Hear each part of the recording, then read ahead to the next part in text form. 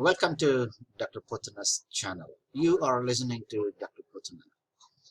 Let's meditate on Psalm 14. Psalm 14.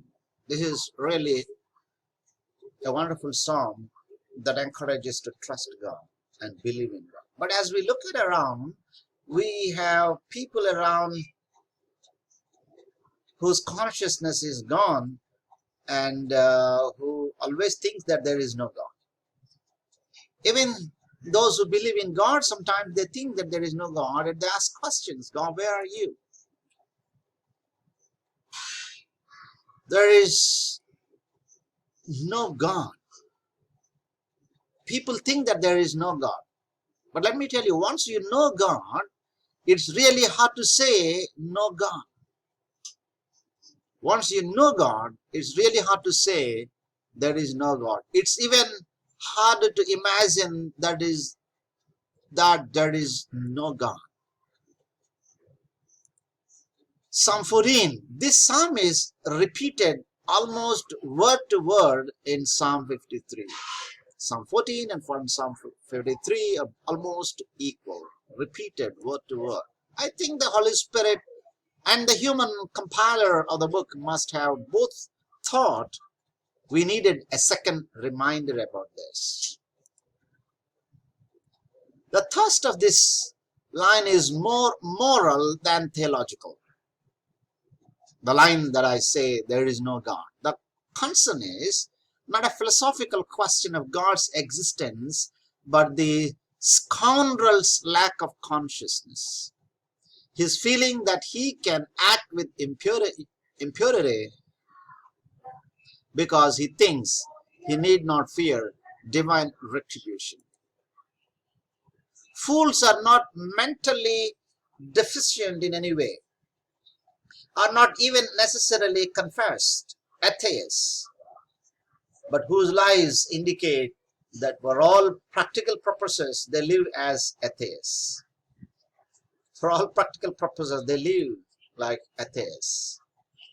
Psalm 14:1. The difference between foolishness and wisdom is the difference between those who resist God's involvement in their lives and those who welcome it. 14:2-3 talk about the Bible's starting point is not trying to prove God's existence, but rather God's existence in the Bible is assumed. We are separated from God due to our own rebellion nature. So lack of faithfulness at best and the rebellion at worst. Because of these two, lack of faithfulness and rebellion nature pushed us away from God. We ourselves withdrew from God. We know that we should not pluck the flowers, but we pluck, because there is a rebellion nature in every human mind. According to this psalm, the greater existence exercise in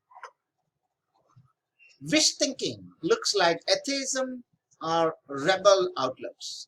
Some people really wish that God was only for those who are less intelligent or more naive than they are. Some people wish there would be no God to even hold them accountable for their actions. Now, according to this psalm, the greater exercise in wish thinking looks like atheism or related outlooks. Wish thinking. We wish there is no God.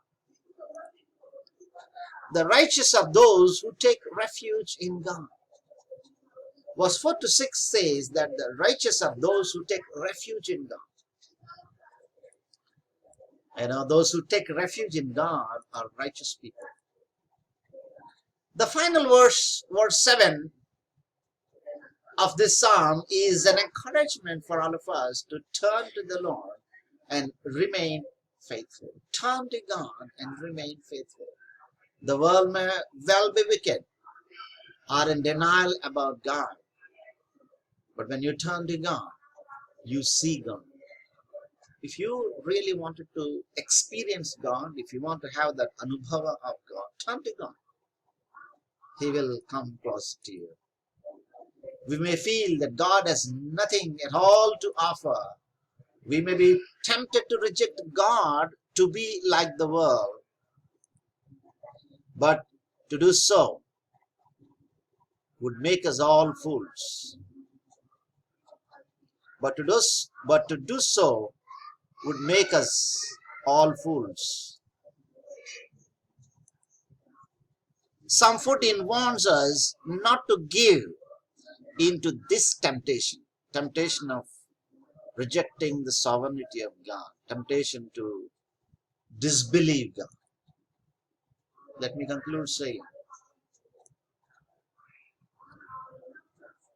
Jesus, though fully God, loved you enough to die for you, even when you were in complete rebellion against Him. Don't be a fool. Don't reject Him. Trust the Lord. Trust God. And He trusts you. Trust God and enjoy the presence of God. Don't entertain negative thoughts about the existence of God. He is there. He is with you all the time. May God continue to bless you and give you. Keep watching.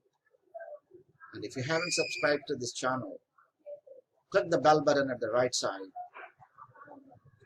and be blessed. God bless you.